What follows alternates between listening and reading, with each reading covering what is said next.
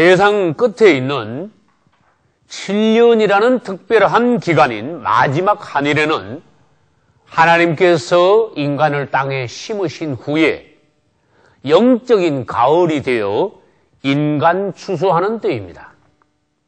마태복음 13장 29절로 30절에서 주님께서는 밭에 있는 곡식과 가라지가 섞여 있는 것을 보시고 가만두어라라고 말씀하셨습니다. 왜? 그것은 추수 때에 가서 주님께서 분리하여 타작하실 것이니 추수 때에 내가 추수꾼들에게 가라지는 먼저 거두어 불사르게 단으로 묶고 곡식은 모아 내 곡간에 넣으라고 하실 것이라고 하셨습니다. 할렐루야. 우리는 곡식이면은 즉 알곡이라면은 반드시 하나님의 곡간으로 들어갈 것이요. 또 우리 중에 누가 가라지라면은 그는 반드시 불못으로 들어가게 될 것입니다. 하나님께서는 마지막 때가 되면은 첫째, 익은 곡식인 성도들은 공중으로 휴거시키실 것입니다. 할렐루야. 둘째, 덜 익은 곡식인 유대인들은 하늘이 아니라 땅에 있는 어떠한 특별한 처소인 하나님의 보호처로 그들을 도피시키실 것입니다. 그리고는 그 나머지 가라지 불신자들을 대환란으로 청소하시는 것입니다. 성경에서 대환란의 내용은 주로 요한계시록 6장부터 16장에 기록이 되어 있습니다. 그것을 요약하면은 3대 7중 재앙이라고 말할 수 있는데 이 계시록 6장에서 16장에 이제 그것이 계속하여 7인, 7나팔, 7대접의 순서로 진행되어 가는 것입니다. 요한계시록 앞부분을 잠깐 설명드린다면 요한계시록 1장에는 사도 요한이 반모섬에 유배되어 갔다가 주일 아침에 부활하신 그리스도를 만나는 장면이 있습니다. 그리고 이 3장에는 주님의 명령에 따라서 아시아에 있는 7교회에 편지를 쓰는 내용이 계시록 2, 3장에 있습니다. 그리고 4장에는 사도 요한이 영안이 열려 하늘보좌에 앉으신 그분과 또 하늘보좌 주위의 광경들이 요한계시록 4장에 나옵니다. 이제 5장으로 넘어가면은 보좌에 앉으신 하나님의 오른편 손에 7인으로 봉한 책이 들려져 있었는데 그 책 안에는 차후 세상에 진행되어 갈 하나님의 비밀이 기록된 책이라는 것입니다. 그러나 요한이 보니 이 우주에 아무도 하나님의 비밀의 책을 열 사람이 없어 요한이 통곡할 때에 천사가 말하기를 유대지파의 사자 어린 양 그리스도께서 십자가를 지시고 부활하시어 이기심으로써 유일하게 그분만이 하나님의 비밀의 책인 7인을 뗄 자격이 있으시다라고 말씀하셨습니다. 할렐루야. 그리고는 바로 6장으로 넘어가서 6장에서는 그분께서 첫째 인부터 여섯째 인까지 떼는 장면과 뗄 때마다 일어나는 그 사건들이 기록되어 있고 8장으로 넘어가서는 7째 인이 떼어지면서 7째 인 안에 들어있는 나팔 중 첫째 나팔부터 넷째 나팔까지가 분리어지는 장면이 8장에 나옵니다.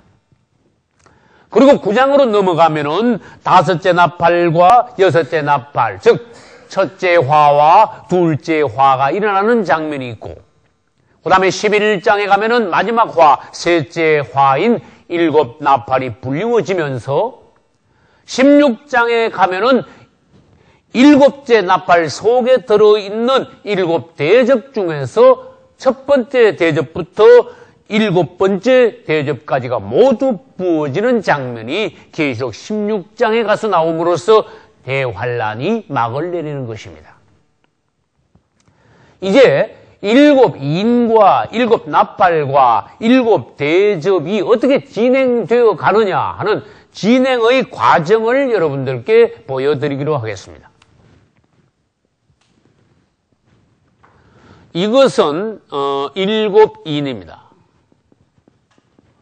일곱 인이 첫째 인부터 둘째, 셋째, 넷째, 다섯째, 여섯째, 일곱째 인이 차례대로 떼어지는데 마지막째 인은 일곱째 인. 일곱째 인이 떼어지는 동안에 이 일곱째 인 안에는 무엇이 들어있는가 하면은 일곱 나팔이 들어있습니다. 그래서 일곱째 인이 딱 떼어지고 일곱 나팔이 불리워지는 것이 아니라 일곱째 인이 떼어지는 동안 그 속에 있는 일곱 나팔이 차례대로 불리워진다는 것입니다. 그래서 일곱 나팔은 첫째, 둘째, 셋째, 넷째, 다섯째, 여섯째, 일곱 나팔이 일곱째 인 안에 들어있어서 차례대로 불리워지는데 이제 일곱째 나팔, 마지막 나팔이 불려질 때 일곱째 나팔. 이 일곱째 나팔 안에 다시 무엇이 들어있는가 하면은 일곱 대접이 들어있다는 것이. 그래서 일곱째 나팔이 불려지고 그 다음에 일곱 대접이 차례대로 부어지는 것이 아니라 일곱 대접이 계속 부어지는 동안에 이 일곱째 천사는 일곱째 나팔을 계속하여 길게 계속 불고 있다는 것입니다. 그래서 일곱째 나팔이 불리워지는 동안에 첫째, 둘째, 셋째, 넷째, 다섯째, 여섯째, 일곱 대접이 계속하여 부어짐으로써 대환란이 막을 내리는 것입니다. 할렐루야. 이제 여러분께서는 일곱 인과 일곱 나팔과 일곱 대접의 진행 과정과 또 그 연관관계를 이 도표로서 아실 수 있기를 바랍니다. 이제 상세하게 세부 사항으로 들어가서 이제 처음 인부터 시작하여 이제 나팔이 어떻게 불리워지는가 보기로 하겠습니다. 이제 첫째 인부터 시작하여 넷째 인까지는 요한계시록 6장 1절부터 8절까지 나옵니다. 요한계시록 6장 1절에 첫째 인이 떼어질 때에 그때부터 시작하여 첫째 인부터 넷째 인까지에는 네필의 말이 등장하여 달리게 되는데 그것을 신학적인 용어로는 사두경마, 즉 네필의 말이 달리는 것이라고 말할 수 있습니다. 그래 이 부분에 대해서는 많은 사람들이 여러 해석으로 분분하지만 이 네필의 말이 달리는 것은 기독교 역사 2000년 동안, 즉 이방인의 때 동안에 복음이 어떻게 증거되며 세계 정세가 어떻게 진행되어 가는가에 대한 요약이라고 볼 수 있습니다. 첫째 나팔은 이제 6장 1절에서 불리워집니다. 그때 흰 말이 등장합니다. 여기서 흰 말은 복음을 상징합니다. 할렐루야. 흰 말이 나아가서 그 탄자가 활을 가지고 면류관을 받아가지고 이기고 또 이기려고 하더라. 복음이 나아가면서 온 세상에서 사단을 물리치고 사단의 세력을 물리치고 사단이 권세를 잡은 이 세상에서 하나님의 영토를 확장해 나가면서 복음이 나아가 이기고 또 이기게 되더라 하는 것입니다. 그러나 사단도 그냥 있지 않습니다. 둘째 인이 떼어질 때는 이제 흰 말과 반대가 되는 붉은색 말이 등장합니다. 여기서 붉은색 말은 이제 4절에 보면 6장 4절에 보면은 화평을 제하여 버리고 서로 죽이고 그 다음에 또 큰 칼을 받았더라. 이것은 전쟁을 예표합니다. 여기서 붉은 말은 전쟁을 통하여 흘려지는 사람들의 피를 상징하는 색깔입니다. 복음이 나아가서 이기고 또 이기려고 할 때 사단은 전쟁을 일으켜서 그 복음의 확산을 막아 또 방해한다는 것입니다. 그 다음에 6장 5절에는 셋째 인이 떼어집니다. 그때는 검은색 말이 나온다 했습니다. 검은색 말은 무엇을 예표하느냐? 그 뒤에 보면은 그 탄자가 손에 저울을 가졌다 그랬습니다. 그리고는 무엇이 나옵니까? 6절에 가면은 한 데나리온의 밀 한 대, 한 데나리온의 보리 석 대. 이것은 너무나 극심한 기근, 가뭄 중에 사람들이 먹을 곡식이 희귀함으로써 조그만 양의 곡식들도 달아서 아껴 고가에 팔리게 된다는 것입니다. 그러므로 검은색 말은 기근을 예표합니다. 그럼 마지막으로 네 번째 말은 어떻게 됩니까? 결국은 어떻게 됩니까? 네 번째 말이 등장할 때에 그 말의 색깔은 청황색 말이라. 그리고는 또 설명을 해놨습니다. 6장 8절에는 내가 보면 청황색 말이 나오는데 그 탄자 이름은 사망이라고 하셨습니다. 이제 전쟁이 일어나고 기근이 있고 그러면은 사람들은 결국 사망하게 된다. 많은 이들이 이 땅에서 하나님의 복음에 접하여서 이제 하나님께서 축복하시는 복음의 그 말씀 안에서 복을 누리는 것이 아니라 사단의 역사로 말미암아 전쟁이 일어나게 되고 기근이 심하게 되고 많은 사람들이 청황색 말, 사망으로 들어가게 된다는 것입니다. 이것이 이 네피로의 말이 기독교 2000년 역사의 대체적인 진행 과정이요 개요라고 말할 수 있습니다. 이 네피로의 말은 한 필씩 나와서 차례대로 달리는 것이 아니라 사실상 네피로의 말이 나란히 계속 주님이 오시는 날까지 끝까지 달린다고 봐야 할 것입니다. 그러면 이 네피로의 말이 달리는 때는 언제입니까? 그것은 바로 조금 전에 설명했던 것처럼 이방인의 때, 기독교 2000년 역사 동안이라는 것입니다. 그러면 네피로의 말이 달리다가 끝나는 것은 언제 가서 끝나는가 하면은 적그리스도가 등장하여 마지막 하늘에가 되면 그것은 끝납니다. 그럼 다섯째 인이 떼어질 때는 어떤 일이 벌어집니까? 요한계시록 6장 9절부터 11절까지는 다섯째 인에 관하여 주님께서 말씀하고 계십니다.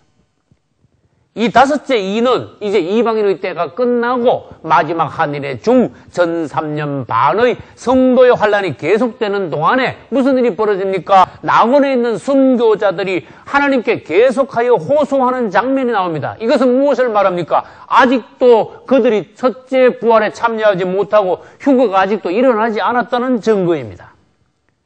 순교자들은 뭐라고 말합니까? 주님, 우리의 피를 언제까지 실현해 주지 않겠습니까? 계속하여 그들의 자신의 몸의 부활과 하나님 앞으로 들림받는 휴거의 때를 기다리면서 하나님께 계속 제단 아래에서 기도하는 순교자들의 기도가 나옵니다. 그것이 다섯째 인을 뗄 때입니다. 그러므로 다섯째 인을 뗄 때에는 아직도 첫째 부활과 휴거가 일어나지 않았다는 것을 증거하고 있습니다. 주님께서는 뭐라고 말씀하고 계십니까? 순교자들의 수가 차기까지 너희들은 아직도 잠시 더 기다리라. 할렐루야.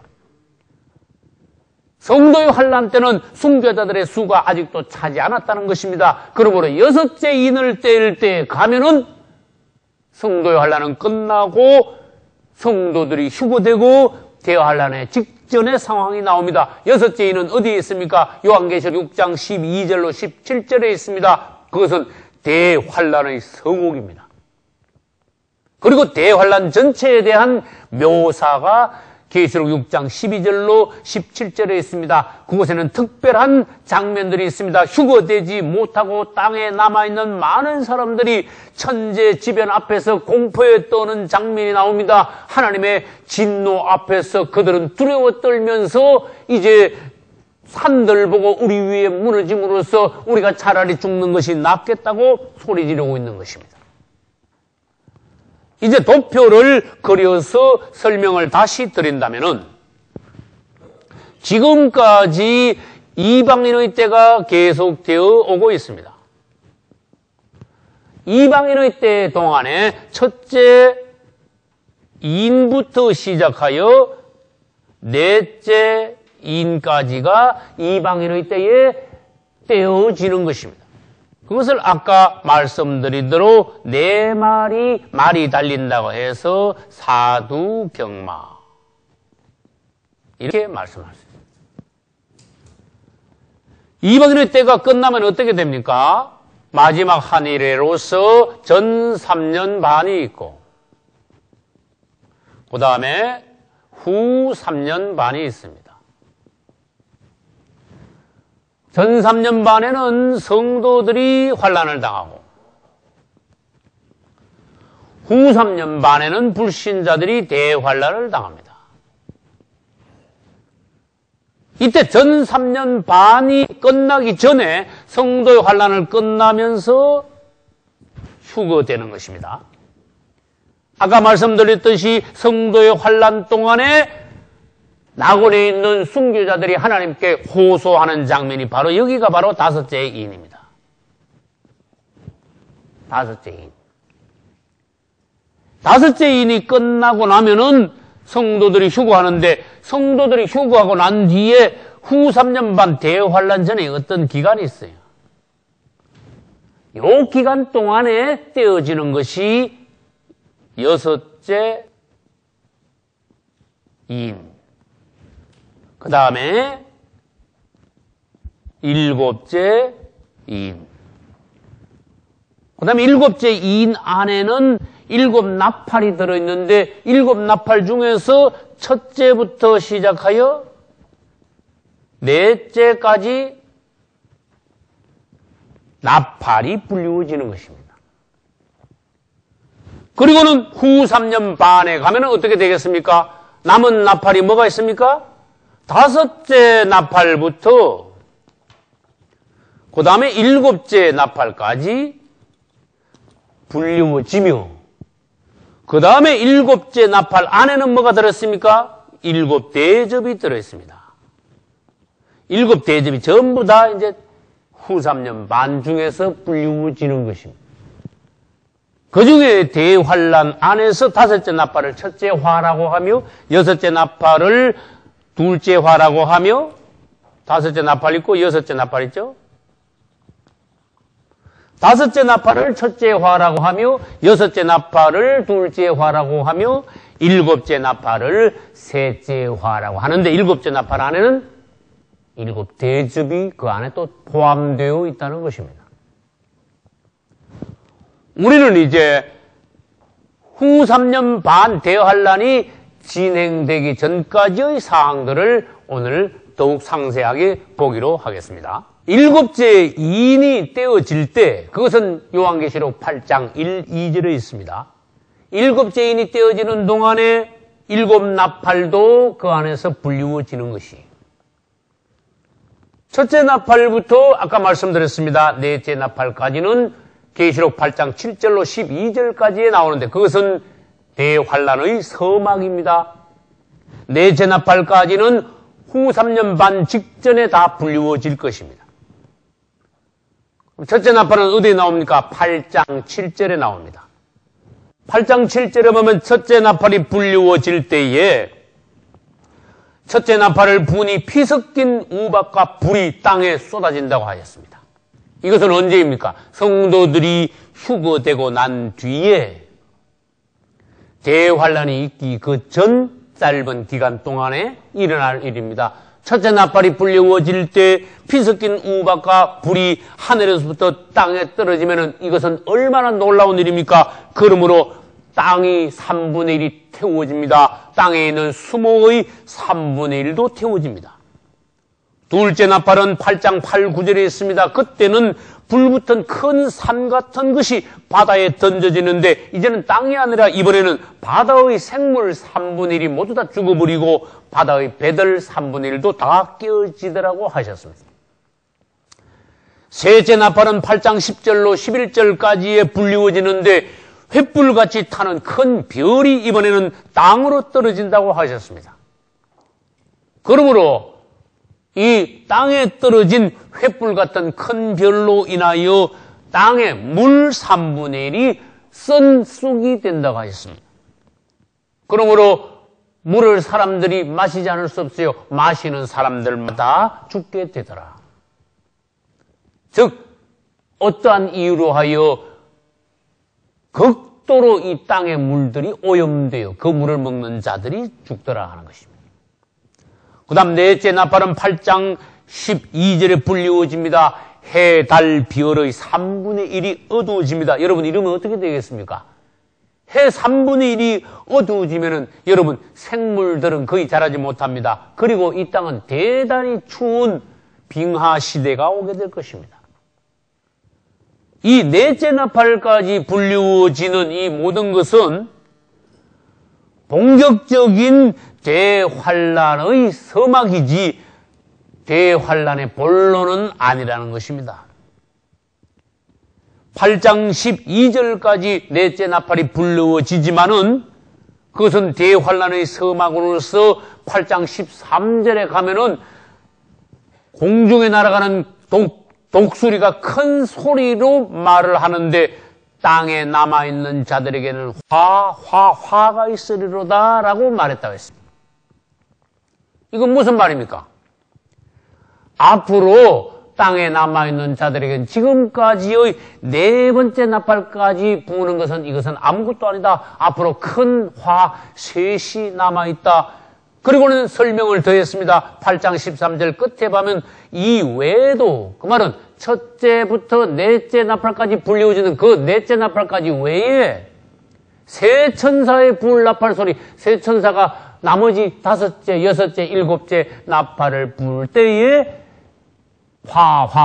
세 번의 화가 일어나게 될 것이다. 그것은 첫째 화, 둘째 화, 셋째 화로서 한때, 두때, 반때 동안에 진행될 대환란의 본론이라는 것입니다. 다섯째 나팔 불 때 대환란이 시작되고 여섯째 나팔이 불 때에 대환란이 진행되며 일곱째 나팔과 일곱째 집이 부어질 때에 대환란의 절정이 될 것입니다. 이제 우리는 땅에 거하는 자들에게 화가 있다고 하셨으므로 주님께서 공중 재림하실 때 성도의 환란이 끝날 때 우리는 반드시 휴거되어야 합니다. 할렐루야. 이 화들은 세 천사가 이제 차례대로 나팔을 불면서 일어나는데 그것을 이제 다시 그림으로 보여드린다면은 우리가 휴거되고 난 뒤 대환란 직전에 네 번째 나팔까지 불리워지고 대환란에 들어가면은 다섯째, 여섯째, 일곱째 나팔이 불리워진다는 것입니다.